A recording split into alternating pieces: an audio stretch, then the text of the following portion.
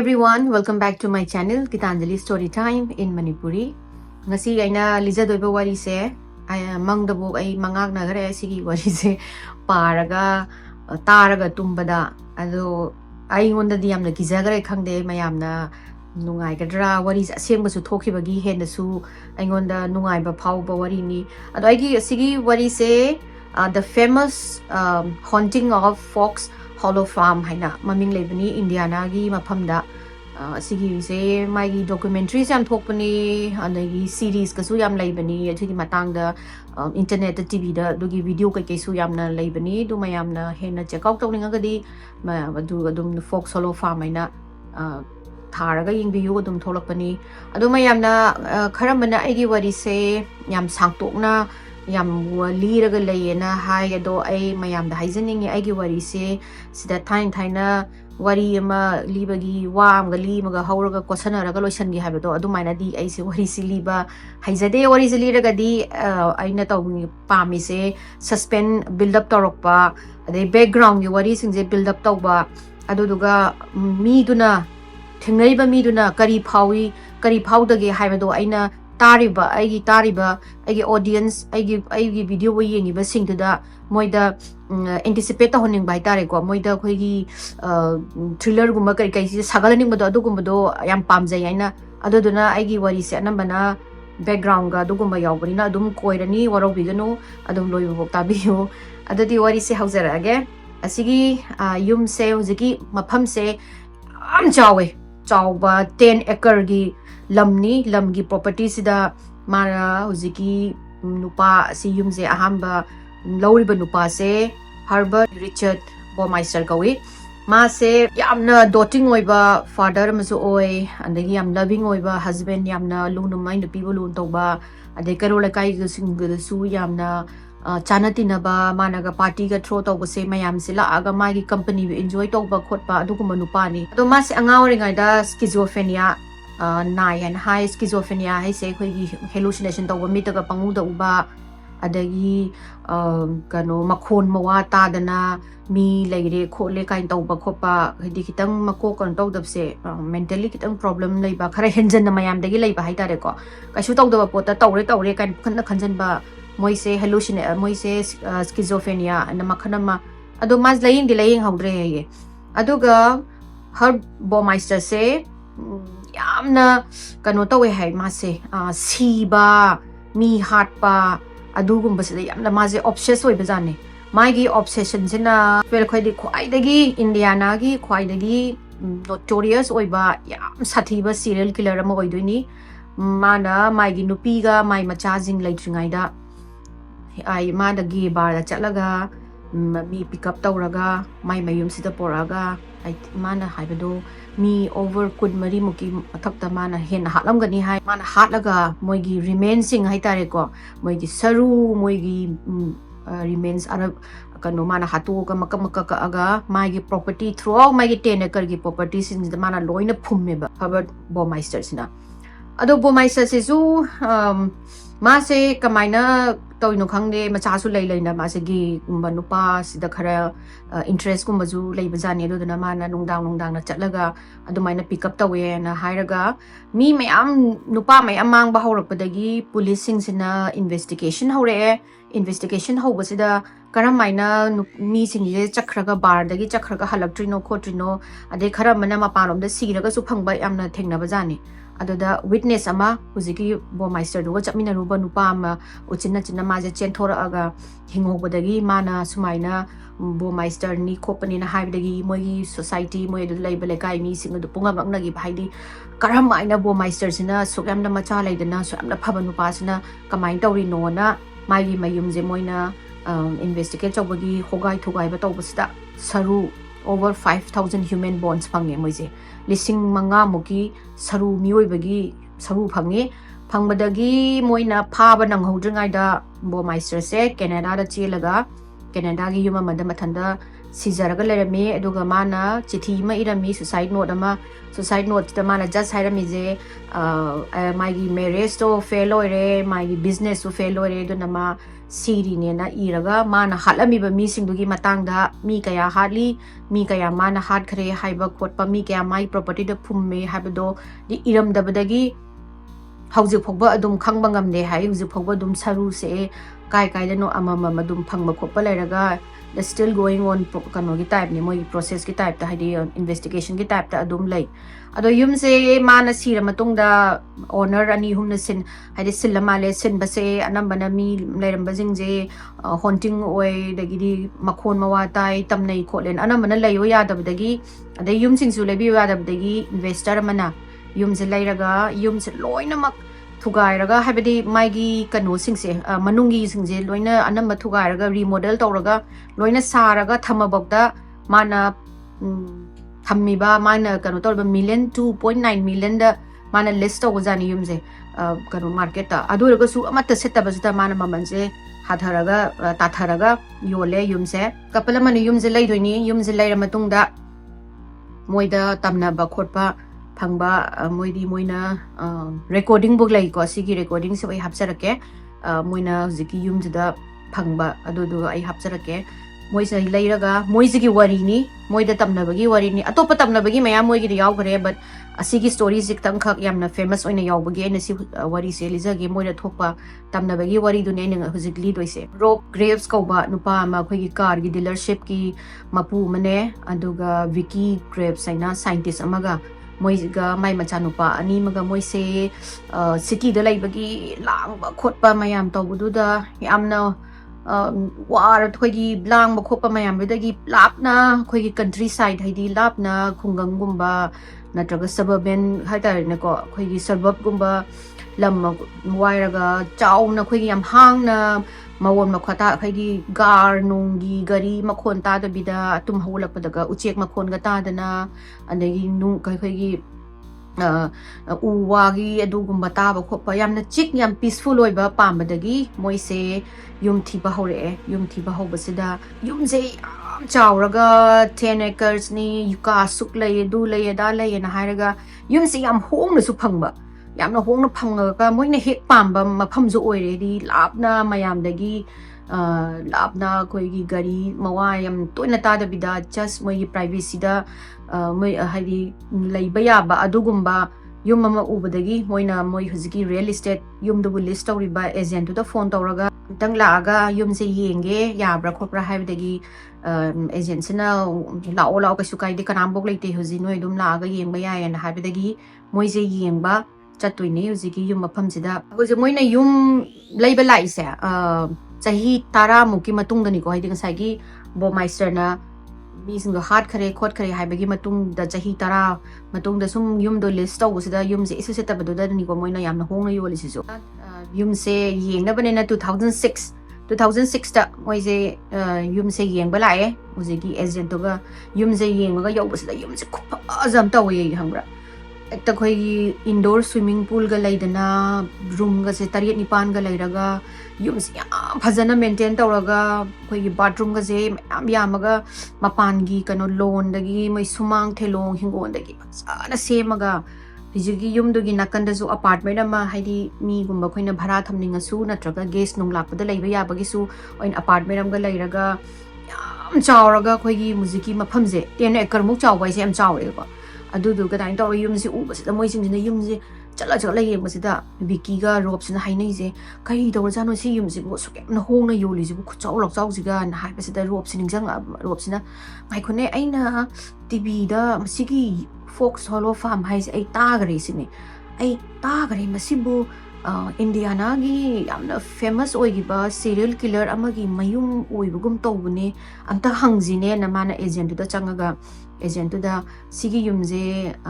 Harvard bomeister gi yumdo oidoira yamna hong na yoli je na ma haipetang aina fox hollow farm ai ta khangmani har kanda agent su haidi she knows this is going to come up and haidi mayam na hangdo labal leiraba wari ne man machin de dre man yes mane si mane masi yamna famous oiba ꯀꯩꯅꯣꯒꯤ ꯕꯣꯃꯥꯏꯁꯇꯔꯒꯤ ꯀꯩꯅꯣꯗꯨꯅꯤ cereal ꯀꯤꯂꯔꯗꯨꯒꯤ ꯃꯥꯒꯤ ꯄ꯭ꯔꯣꯄꯔꯇꯤꯅꯤ ꯑꯗꯨꯅꯅꯦ ꯌꯥꯝꯅ ꯍꯣꯡꯉꯒ ꯂꯩꯔꯤꯁꯦ ꯌꯨꯝꯁꯦ ꯂꯣꯏꯅ ꯃꯅꯨꯡꯁꯦ ꯊꯨꯒꯥꯏꯗꯅ ꯈꯣꯠꯇꯅ ꯑꯅꯝꯕꯅ ꯌꯨꯝ ꯃꯅꯨꯡꯁꯦ ꯂꯣꯏꯅꯃꯛ ꯆꯦꯟꯖ ꯇꯧꯔꯕꯅꯤ ꯈꯣꯠꯂꯕꯅꯤ ꯄ꯭ꯔꯣꯄꯔꯇꯤꯁꯤꯡꯁꯦ ꯋꯦꯜ ꯃꯦꯟꯇꯦꯟ ꯑꯣꯏꯔꯒ ꯂꯣꯏꯅ ꯂꯩ ꯖꯒꯥꯁꯤꯡꯁꯦ ꯂꯣꯏꯅ ꯁꯦꯝꯗꯅ ꯂꯩ ꯑꯗꯨ ꯑꯣꯏꯔꯒꯁꯨ ꯅꯣꯕꯗꯤ ꯋꯥꯟꯁ ꯏꯠ ꯍꯥꯏꯗꯤ ꯀꯅꯥꯝꯐꯥꯎꯅ ꯄꯥꯝꯗꯦ ꯍꯧꯖꯤꯛꯀꯤ ꯃꯥꯒꯤ ꯁꯤꯔꯤꯌꯦꯜ ꯀꯤꯂꯔꯗꯨꯒꯤ ꯃꯌꯨꯝꯅꯤ ꯑꯗꯨꯒ ꯍꯧꯖꯤꯛ ꯐꯥꯎꯕ ꯑꯗꯨꯝ ꯏꯟꯚꯦꯁꯇꯤꯒꯦꯇꯔꯁꯤꯡꯅ ꯑꯗꯨꯝ ꯁꯔꯨꯁꯦ ꯑꯗꯨꯝ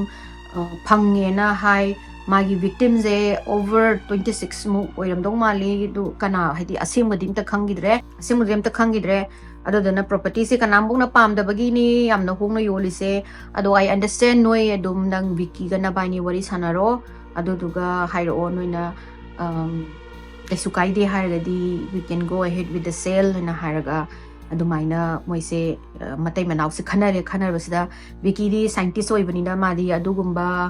ꯀꯔꯤ ꯍꯥꯏꯇꯥꯔꯦ ꯃꯋꯥ ꯂꯧꯗꯕꯗꯣ ꯍꯥꯏꯗꯤ ꯀꯅꯥꯅ ꯃꯣꯏ ꯁꯥꯏꯅ ꯀꯩꯅꯣ ꯑꯣꯏꯔꯒꯁꯨ ꯁꯤꯔꯤꯌꯦꯜ ꯀꯤꯂꯔꯒꯤ ꯃꯌꯨꯝ ꯑꯣꯏꯔꯝꯃꯒꯁꯨ ꯌꯨꯝꯗꯨꯗꯤ ꯍꯧꯖꯤꯛ ꯌꯥꯝꯅ ꯐꯖꯅ ꯂꯣꯏꯅ ꯊꯨꯒꯥꯏꯔꯒ ꯍꯥꯟꯅꯒꯤ ꯗꯧꯅ ꯃꯥꯟꯅꯗꯅ ꯍꯥꯟꯅꯒ ꯃꯥꯟꯅꯅ ꯁꯥꯕꯁꯨ ꯅꯠꯇ꯭ꯔꯦ ꯑꯗꯨꯗꯨꯅ ꯀꯩꯁꯨ ꯀꯥꯏꯗꯦ ꯃꯃꯜꯁꯤꯒ ꯌꯨꯝ ꯃꯐꯝꯗꯨꯁꯨ ꯌꯥꯝ ꯄꯥꯝꯃꯦ ꯖꯒꯥꯁꯨ ꯌꯥꯝ ꯆꯥꯎꯔꯦ ꯑꯩꯈꯣꯏꯅ ꯍꯦꯛ ꯄꯥꯝꯕ ꯃꯐꯝꯗꯣ ꯑꯣꯏꯔꯕꯅꯤನ ꯌꯨꯝꯁꯦ ꯂꯧꯔꯁꯦꯅ ꯃꯣꯏ ꯑꯅꯤꯁꯤꯅ ꯌꯥꯅꯔꯒ ꯃꯣꯏꯁꯦ ꯂꯧꯔꯒ couple of days ꯃꯇꯨꯡꯗ ꯃꯣꯏꯅ ꯌꯨꯝꯁꯤꯗ ꯍꯣꯡꯖꯜꯂꯦ ꯑꯗꯨꯒ ꯃꯥꯏ ꯃꯆꯥꯅꯨꯄꯥ ꯑꯅꯤꯁꯤꯗꯤ ꯌꯥꯝ ꯄꯥꯝꯖꯈꯔꯦ ꯁ꯭ꯋꯤꯃꯤꯡ ꯄꯨꯜꯒ ꯌꯥꯎꯕ ꯈꯣꯠꯄꯁꯤꯗ ꯑꯗ ꯃꯣꯏ ꯅꯣꯡꯃꯗꯤ ꯍꯣꯡꯖꯤꯜꯂꯕ ꯍꯞꯇꯥꯃꯨꯛꯀꯤ ꯃꯇꯨꯡꯗ ꯉꯁꯥꯏꯒꯤ ꯅꯨꯄꯥ ꯃꯆꯥ ꯑꯅꯤꯗꯨꯅ ꯏꯔꯣꯏꯔꯒ ꯃꯄꯥꯟꯗ ꯑꯃꯨꯛ ꯆꯦꯟꯊꯣꯛꯑꯒ ꯑꯃꯨꯛ ꯆꯪꯉꯛꯄ ꯇꯧꯕꯁꯤꯗ ꯑꯩꯈꯣꯏꯒꯤ ꯐꯠꯇꯕ ꯂꯩꯕꯥꯛꯀꯨꯝꯕ ꯀꯔꯤ ꯀꯔꯥꯛ ꯂꯥꯛꯄꯗ ꯃꯥꯅ ꯑꯝꯇꯪ ꯁꯦꯡꯒꯦꯅ ꯚꯤꯛꯀꯤꯁꯤꯅ ꯃꯣꯏꯒꯤ ꯚꯦꯀ꯭ꯌꯨꯝ ꯀ꯭ꯂꯤꯅꯔꯗꯣ ꯑꯗꯨꯗꯨꯅ ꯁꯦꯡꯗꯨꯒꯤ ꯇꯧꯔꯒ ꯃꯥꯅ ꯁꯣꯀꯦꯠꯇꯨꯗ ꯄ꯭ꯂꯛ ꯇꯧꯔꯒ ꯃꯥꯅ ꯚꯦꯀ꯭ꯌꯨꯝ ꯇꯧꯔꯤꯉꯩꯁꯤꯗ ꯀꯩꯅꯣꯁꯦ ꯃꯨꯠꯊꯣꯛꯈ꯭ꯔꯦ ꯚꯦꯀ꯭ꯌꯨꯝꯁꯦ ꯃꯨꯠꯈꯤꯕꯗꯩ ꯃꯥꯅ ꯀꯩꯗꯧꯔꯖꯥꯠꯅꯣꯅꯦꯅ ꯑꯣꯟꯊꯣꯛꯑ ꯌꯦꯡꯕꯁꯤꯗ ꯉꯁꯥꯏꯒꯤ ꯄ꯭ꯂꯛꯇꯨꯗꯒꯤ ꯃꯥꯒꯤ ꯁꯣꯀꯦꯠꯇꯨꯗꯒꯤ ꯃꯥꯒꯤ ꯊꯤꯟꯅꯕ ꯄ꯭ꯂꯛꯇꯣ ꯅꯥꯟꯊꯣꯛꯑ ꯂꯩꯔꯝꯃꯦ ꯑꯗꯩ ꯃꯥꯅ ꯑꯩꯕꯨ ꯀꯌꯥꯝ ꯀꯟꯅ ꯆꯤꯡꯉꯨꯔꯖꯥꯠꯅꯣ ꯁꯤ ꯅꯥꯟꯊꯣꯔꯛꯏꯁꯤꯕꯣꯅ ꯈꯜꯂꯒ ꯃꯥꯁꯦ ꯑꯃꯨꯛ ꯅꯝꯁꯜꯂꯒ ꯑꯃꯨꯛ ꯃꯅꯤꯡ ꯑꯣꯟꯊꯣꯛꯑꯒ ꯑꯃꯨꯛ ꯁꯦꯡꯕ ꯑꯃꯨꯛ ꯍꯧꯔꯤꯉꯩꯁꯤꯗ ꯑꯃꯨꯛ ꯃꯨꯠꯈ꯭ꯔꯕ ꯑꯗꯩ ꯃꯥꯅ ꯀꯔꯤꯅꯣꯅꯦ ꯑꯃꯨꯛꯁꯨ ꯃꯨꯠꯂꯤꯁꯤꯕꯣꯅ ꯑꯃꯨꯛ ꯑꯣꯟꯊꯣꯛꯑ ꯌꯦꯡꯕꯁꯤꯗ ꯍꯟꯗꯛꯁꯤꯅ ꯉꯁꯥꯏ ꯁꯣꯀꯦꯠꯇꯒꯤ ꯃꯥꯒꯤ ꯚꯦꯀ꯭ꯌꯨꯝꯒꯤ ꯄ꯭ꯂꯛꯁꯦ ꯐꯨꯠ ꯑꯃꯃꯨꯛ ꯂꯥꯞꯅ ꯇꯥ ꯂꯩꯔꯝꯃꯦ ꯑꯗ ꯃꯥꯅ ꯀꯔꯤꯅꯣ ꯑꯩꯕꯨ ꯆꯤꯡꯕꯗ ꯑꯁꯨꯛ ꯀꯟꯅꯗꯤ ꯆꯤꯡꯈꯤꯗꯦ ꯍꯥꯏꯗꯤ ꯑꯩꯁꯨ ꯑꯍꯥꯟꯕ ꯅꯥꯟꯊꯣꯛꯄꯅꯤꯅ ꯇꯞꯅ ꯆꯤꯡꯈꯤꯅꯤ ꯀꯔꯝꯍꯥꯏꯅ ꯇꯧꯔꯤꯅꯣ ꯁꯤꯕꯨ ꯑꯩꯕꯨ ꯀꯌꯥꯝ ꯀꯟꯅ ꯆꯤꯡꯈ꯭ꯔꯕꯅꯣ ꯃꯥꯅ ꯑꯣ ꯃꯦꯕꯤ ꯁꯤꯗꯩꯗ ꯀꯅꯥꯅꯣ ꯆꯦꯌꯔ ꯑꯃꯗ ꯀꯩꯅꯣꯝꯗ ꯀꯣꯠꯁꯜꯂꯝꯃꯅꯤ ꯍꯥꯏꯗꯤ ꯃꯥꯗꯤ ꯔꯦꯁꯅꯦꯂꯥꯏꯁ ꯇꯧꯅꯕ ꯇꯧꯔꯤꯅꯦꯕ ꯉꯁꯥꯏ ꯀꯃꯥꯏꯅ ꯃꯊꯟꯇ ꯆꯣꯡꯊꯣꯔꯛꯏꯅꯣ ꯍꯥꯏꯕꯗꯣ ꯃꯥꯅ ꯀꯟꯅ ꯆꯤꯡꯉꯨꯕꯩ ꯑꯣꯏꯔꯝꯒꯅꯤꯅ ꯈꯜꯂꯒ ꯃꯥꯅ ꯐꯔꯦ ꯑꯗꯨꯗꯤ ꯑꯩ ꯑꯃꯨꯛ ꯌꯦꯡꯉꯒꯦꯅ ꯃꯥꯅ 3ꯂꯛ ꯁꯨꯅ ꯑꯃꯨꯛ ꯅꯝꯁꯜꯂꯒ ꯁꯦꯡꯉ ꯃꯥꯁꯦ ꯁꯨꯝ ꯌꯦꯡꯅ ꯁꯨꯝ ꯁꯦꯡꯕꯁꯤꯗ ꯍꯦꯛꯇ ꯈꯪꯍꯧꯗꯅ ꯁꯣꯀꯦꯠꯁꯤꯗꯒꯤ ꯄ꯭ꯂꯛꯁꯦ ꯑꯩꯈꯣꯏꯒꯤ ꯃꯤ ꯑꯃꯅ ꯀꯟꯅ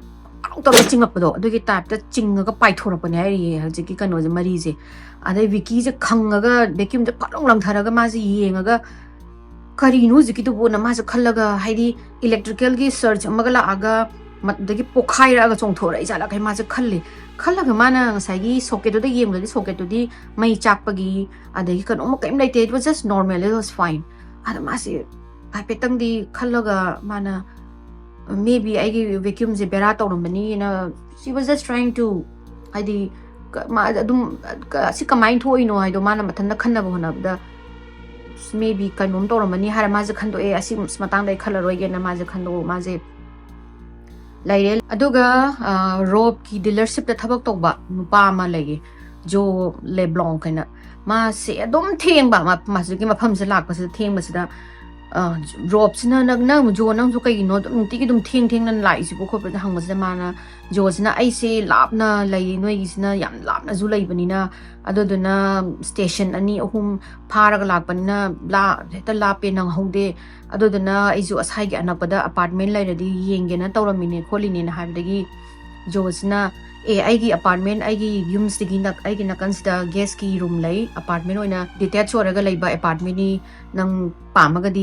ai nang rent ta pirage nang atopada laitrasu nang sida lairagadi adum nang su thabaka pado aiga chapmina ma yarani duga mafam su nang mona su matam mem safe tawrani na habdagi jo se haraure haidi why not mana samna phajaba properties da apartments ma aigi ma oiraga laidoini na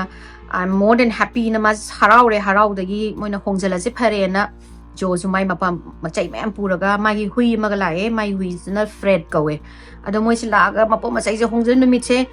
Vicky na hai se mai mapo se mem pori yedo na moi se mathak khadi mai kanu se na mathak oi bazani ka khat aga lai bazani mai zik lai do apartment se na makha ga mathak ka khat paga makha kumda baga da moi se hadi phadi thoi ana numit se waman dana ade mapo macai se hongjale loina moi hongjale unpacking khara tawre adu matang dagi sai jo zu hui du zu wa dana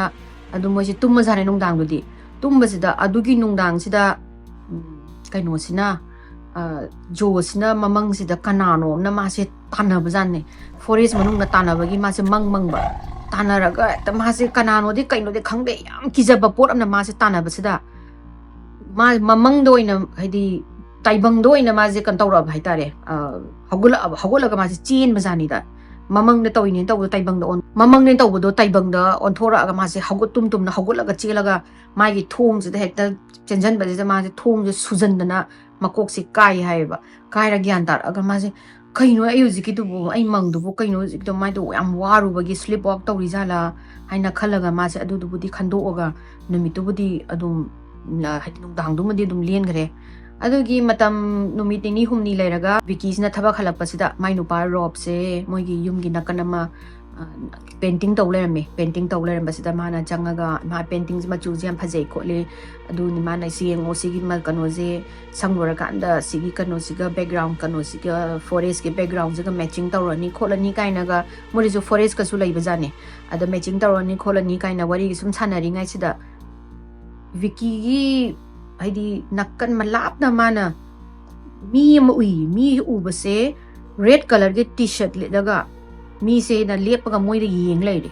adu Vicky sina kanano ne na saina pakthara yeng ngai sida maning halaga sum changi bijani forest manong sida changi je mana mathak tagi makha saina yeng tharak basida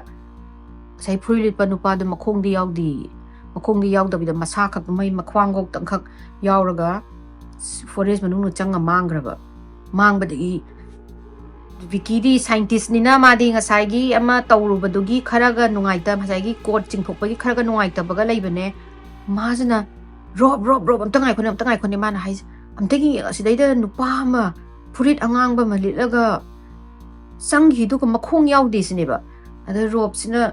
kai moira mo he nang kai non la lap na ubadu tu tawre orangani adu yengo nang akhoi yumse famous serial killer magi mayum ni na adum mina hadi adum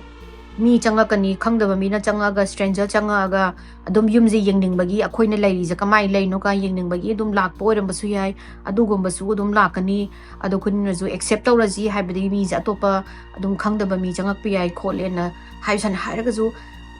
Vicky na haije ai na ubado I know what I saw cinema haije mi yeng malak panate mai gi do haidi mawa dunia da mawa am ta log da bai type ta khuita mun nei ngamaga changi makhong yaudi sini ma haije kamai makhong yawi de no mi yeng la aga bo nang lapna lebdo uri rangani your na nang thabak ta wana lak bagi nangi mind do na trick to gorangani man haije ki lam ti man am ti yeng muslaw ni na hai mai nu pa si man puraga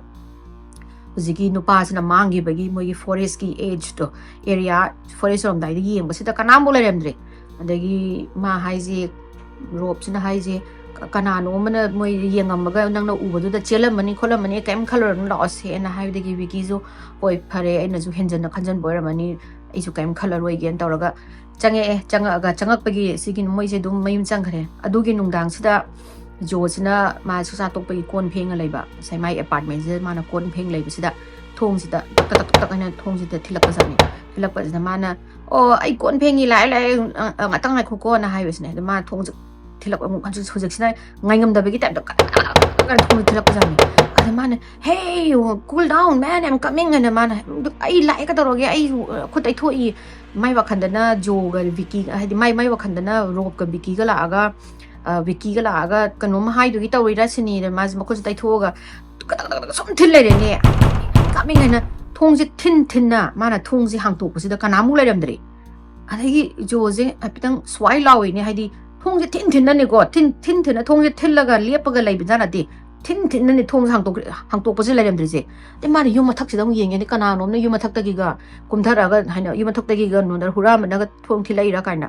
ꯃꯒꯤ ꯃꯊꯛꯁꯤꯗ ꯌꯦꯡꯕꯗꯁꯨ ꯑꯃꯨꯛ ꯂꯩꯇ꯭ꯔꯦ ꯑꯗꯒꯤ ꯃꯥꯏ stand ꯃꯈꯥꯁꯨ ꯑꯃꯨꯛ ꯌꯦꯡꯉꯦ ꯂꯩꯇ꯭ꯔꯦ ꯅꯥꯀꯟꯗ ꯑꯃꯨꯛ ꯌꯦꯡꯉꯦ ꯂꯩꯇꯦ ꯍꯩꯁꯦ ꯊꯤꯟ ꯑꯩꯅ ꯊꯣꯡ ꯍꯥꯡꯇꯣꯛꯏꯅꯦ ꯑꯗꯨꯏꯗꯤ ꯃꯣꯏꯅ ꯆꯦꯟꯈꯤꯕꯗꯣ ꯑꯩ ꯈꯪꯍꯧꯒꯅꯤ ꯁꯤꯅꯤ ꯅꯠꯇ꯭ꯔꯒ ꯃꯊꯛꯇ ꯃꯣꯏꯅ ꯀꯥꯈꯠꯈ꯭ꯔꯁꯨ ꯈꯪꯒꯅꯤ ꯊꯤꯟꯅꯅꯦ ꯑꯩꯅ ꯊꯣꯡ ꯍꯥꯡꯉꯤꯗꯣꯅ ꯃꯥꯁꯦ ꯈꯜꯂ ꯀꯩꯅꯣꯅꯦꯅ ꯃꯥꯁꯦ ꯈꯜꯂꯦ ꯃꯥꯅꯁꯨ ꯀꯩꯅꯣꯗꯣ ꯃꯣꯏꯗꯣ ꯉꯥꯏ ꯉꯝꯗꯗꯅ ꯆꯠꯈ꯭ꯔꯖꯥꯠꯂ ꯑꯗꯨ ꯑꯣꯏꯔꯒꯁꯨ ꯀꯔꯝꯍꯥꯏꯅ ꯑꯁꯨꯛ ꯊꯨꯅ ꯃꯣꯏꯅ ꯆꯠꯈ꯭ꯔꯤꯅꯣꯅ ꯈꯜꯂꯒ ꯃꯥꯁꯦ ꯊꯣꯡꯗꯣ ꯇꯜꯂꯤ ꯃꯥꯁꯦ ꯍꯥꯏꯐꯦꯠꯇꯪ ꯍꯩꯅꯗꯕ ꯑꯃ ꯐꯥꯎꯔꯛꯑꯦ ꯑꯗꯩ ꯃꯥꯅ ꯊꯣꯡꯗꯣ ꯊꯤꯟꯖꯜꯂꯦ ꯂꯣꯛ ꯇꯧꯁꯜꯂꯒ ꯃꯥꯒꯤ ꯍꯨꯏꯁꯦ ꯀꯣꯜꯂꯒ ꯃꯥꯅ ꯇꯤꯚꯤ yenganga ꯐꯝ ꯂꯩꯔꯦ ꯇꯤꯚꯤ yenganga ꯐꯝ ꯂꯩꯔꯤꯉꯩꯁꯤꯗ ꯃꯥꯅ ꯍꯥꯏꯐꯦꯠꯇꯪ ꯍꯧꯒꯠꯂꯛꯄꯁꯤꯗ ꯃꯥꯒꯤ ꯔꯨꯝꯁꯤꯗ ꯑꯩꯈꯣꯏꯒꯤ ꯃꯤ ꯑꯃ ꯐꯠ ꯂꯥꯎꯅ ꯂꯥꯟꯈꯤꯕꯒꯤꯗꯧꯅ ꯇꯧꯕꯖꯥꯠꯅꯤ ꯐꯠ ꯂꯥꯎꯅ ꯂꯥꯟꯈꯤ ꯇꯧꯕꯁꯤꯗ ꯃꯥꯁꯤꯅ ꯀꯩꯅꯣꯅꯦꯅ ꯈꯪꯉ ꯌꯦꯡꯕꯁꯤꯗ ꯃꯥꯒꯤ ꯍꯨꯏꯁꯤꯅ ꯃꯇꯨ ꯃꯅꯥꯛ ꯆꯞ ꯌꯦꯡꯉꯒ ꯀꯩꯅꯣ ꯉꯪꯕ ꯍꯧꯔꯛꯑꯕ ꯍꯨꯏꯁꯤꯅ ꯃꯨꯟꯅ ꯌꯦꯡꯉꯒ ꯑꯗꯒꯤ ꯖꯣꯁꯦ ꯀꯔꯤꯅꯣ ꯁꯤꯕꯣꯅ ꯃꯥꯁꯤꯅ ꯈꯜꯂ ꯃꯥꯒꯤ ꯔꯨꯝꯁꯦ ꯃꯥꯁꯦ ꯑꯩꯈꯣꯏꯒꯤ ꯍꯨꯔꯥꯟꯕꯒ ꯆꯪꯉꯛꯄꯅꯤꯅ ꯃꯥꯒꯤ ꯕꯦꯠ ꯑꯃ ꯄꯥꯏꯔꯒ ꯆꯪꯉꯒ ꯊꯣꯡꯁꯦ ꯇꯞꯅꯒꯦ ꯇꯧꯔꯒ ꯍꯥꯡꯇꯣꯛꯑꯒ ꯂꯩꯔꯝꯗ꯭ꯔꯦ ꯑꯗꯩ ꯃꯥꯅ ꯑꯩꯁꯤꯕꯨ ꯀꯔꯤꯅꯣ ꯉꯁꯥꯏ ꯊꯣꯡꯁꯨ ꯊꯤꯜꯂꯦ ꯑꯩꯁꯤꯕꯨ ꯍꯦꯂꯨꯁꯤꯅꯦꯠ ꯇꯧꯔꯤꯔꯥ ꯀꯔꯤꯅꯣ ꯇꯧꯔꯤꯁꯤꯕꯣꯅ ꯃꯥꯁꯦ ꯃꯊꯥ ꯁꯥꯕꯗꯒꯤ ꯃꯥꯅ ꯍꯨꯏꯗꯨꯅ ꯃꯄꯥꯟꯗ ꯃꯈꯣꯛ ꯉꯝꯅꯤꯡꯕꯩ ꯊꯣꯛꯅꯤꯡꯕꯩ ꯇꯧꯔꯛꯄꯁꯤꯗ ꯃꯥꯅ ꯐꯔꯦ ꯑꯗꯨꯗꯤ ꯃꯥꯏ ꯍꯨꯏꯗꯨꯒ ꯉꯥꯛꯇꯪ ꯊꯣꯛꯎꯔꯒꯦ ꯑꯗꯨꯗꯨꯒ ꯀꯩꯒꯨꯝꯕ ꯕꯤꯀꯤꯒ ꯔꯣꯕꯀꯤ ꯃꯌꯨꯝꯗꯣ ꯃꯩ ꯊꯥꯜꯂꯝꯃꯒꯗꯤ ꯃꯣꯏ ꯂꯩꯔꯝꯃꯒꯗꯤ ꯃꯣꯏꯗ ꯍꯪꯉꯒ ꯃꯣꯏ ꯂꯥꯛꯄ꯭ꯔꯥ ꯍꯪꯉꯝꯃꯒꯦ ꯍꯥꯏꯅ ꯍꯥꯏꯔꯒ ꯃꯥꯅ ꯍꯨꯏꯁꯦ ꯄꯨꯊꯔꯛꯑꯒ ꯃꯣꯏꯒꯤ ꯍꯧꯖꯤꯛꯀꯤ ꯌꯨꯝꯁꯦ ꯏꯁꯇꯦꯠꯁꯤꯒꯤ ꯊꯣꯡꯒꯥꯟꯗꯒꯤꯅ ꯃꯣꯏꯒꯤ ꯃꯌꯨꯝ ꯆꯪꯐꯝꯁꯦ ꯄꯣꯛꯁꯦ ꯌꯥꯝ ꯁꯥꯡꯉꯦ ꯍꯥꯏꯌꯦ ꯁꯥꯡꯕꯒꯤ ꯋꯥꯀꯤꯡ ꯆꯠꯄ ꯑꯗꯒꯤꯗꯤ ꯍꯨꯏꯁꯦ ꯄꯨꯊꯣꯛꯑꯒ ꯉꯥꯏꯍꯥꯛ ꯇꯧꯕ ꯈꯣꯠꯄ ꯌꯥꯝ ꯅꯨꯡꯉꯥꯏꯕ ꯃꯐꯝ ꯑꯣꯏꯕꯖꯥꯠꯅꯤ ꯑꯗꯣ ꯃꯥꯁꯦ ꯍꯞꯇꯥꯃꯨꯛꯇꯤ ꯐꯥꯔꯛꯑꯒ ꯃꯥꯁꯨ ꯍꯞꯇꯥꯃꯨꯛ ꯐꯥꯔꯦꯕ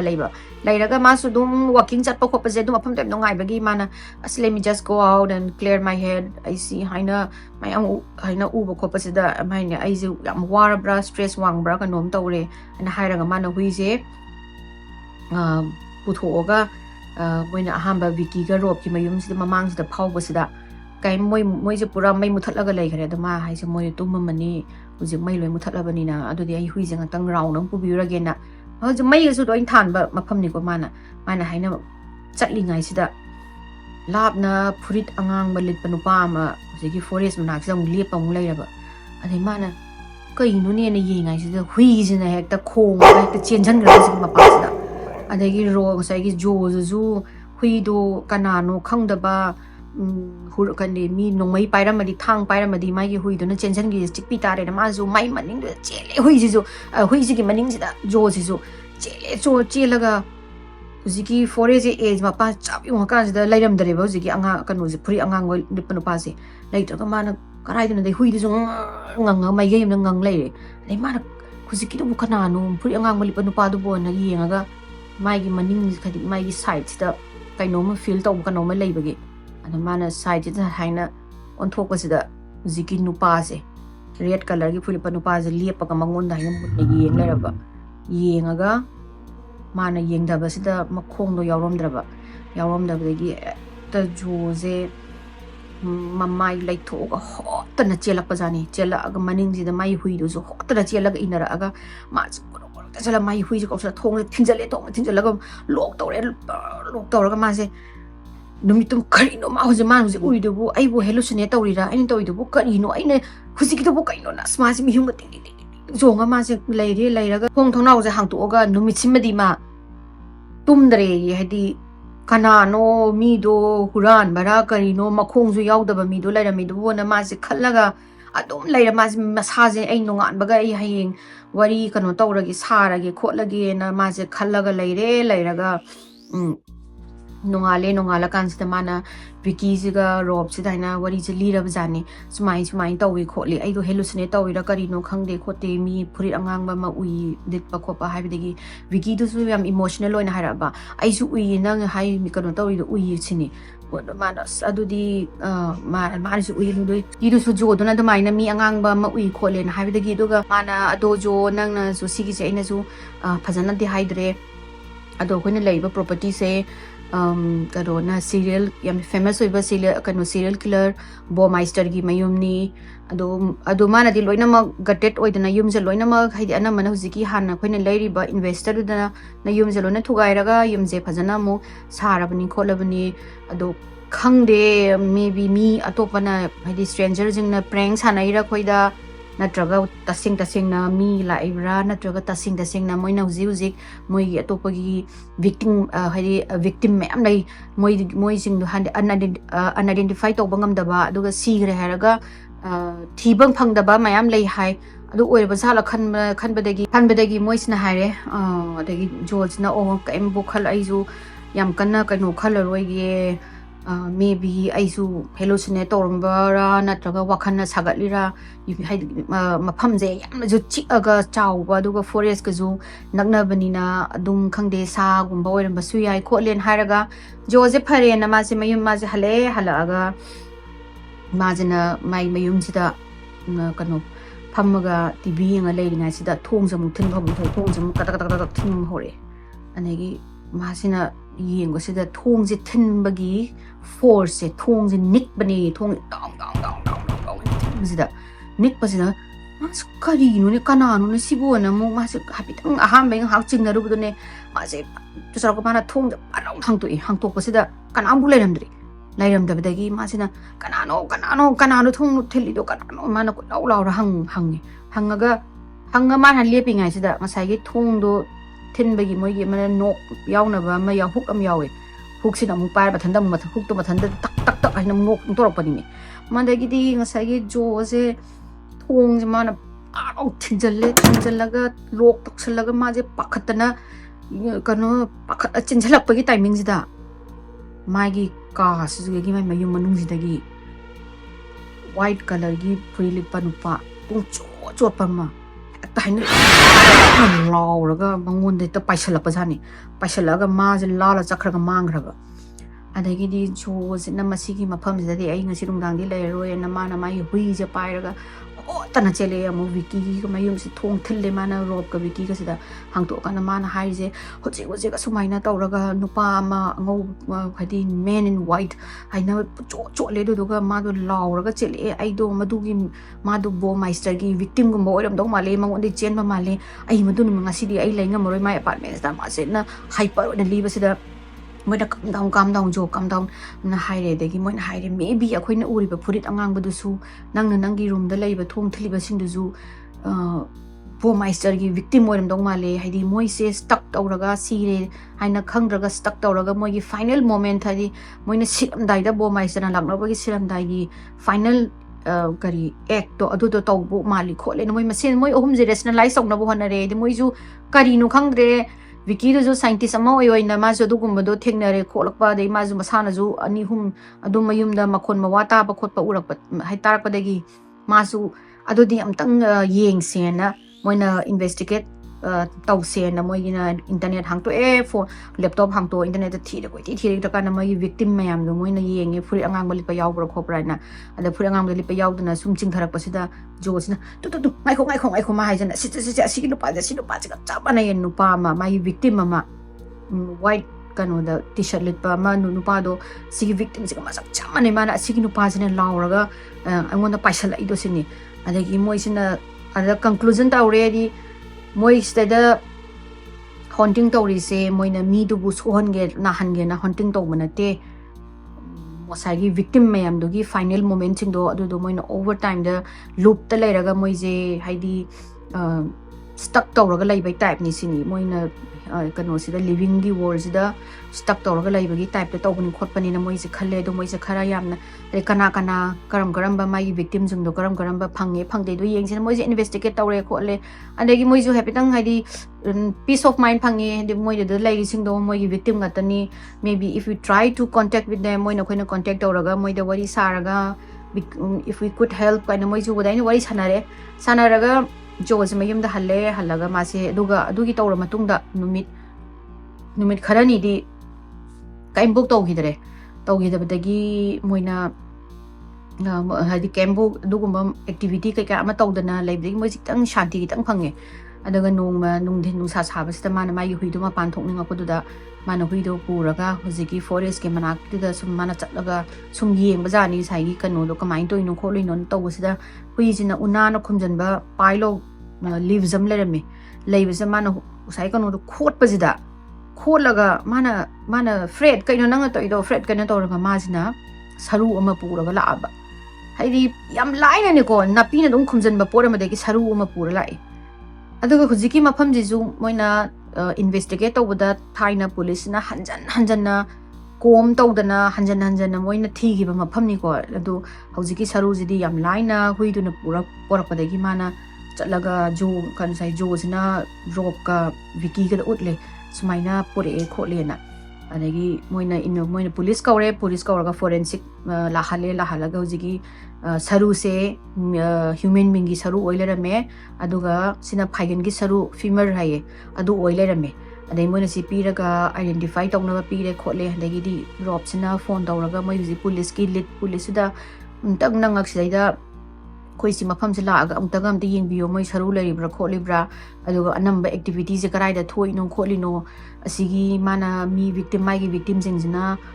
room to ba male koi property se hon to ba male khole nang tang la aga amta yengbiraga di yam nungai ni khone na tawbadagi hujiki detective to ga e mai gi la aga mana kaya mo hanna mo kom to bududi kem phangdra mo hanna thiba ko patawraga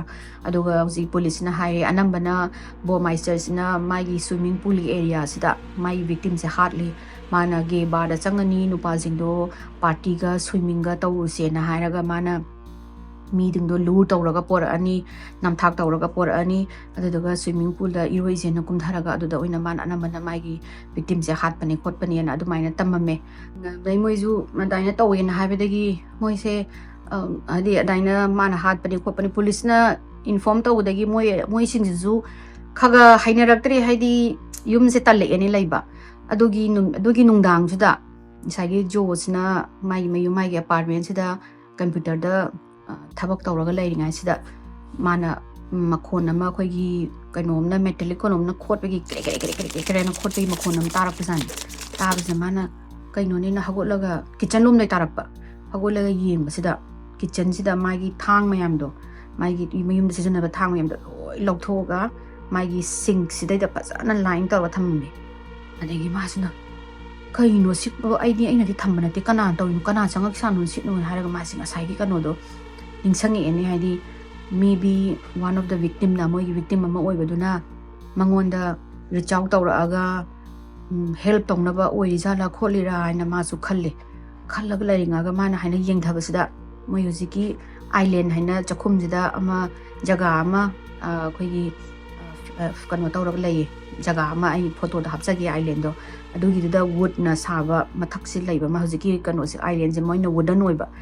adugi jitane khoi freshly thang mayam na haina khakpagi cross mayam khoi thang mayam na yam kanna len bagi era me no ba fresh cut ko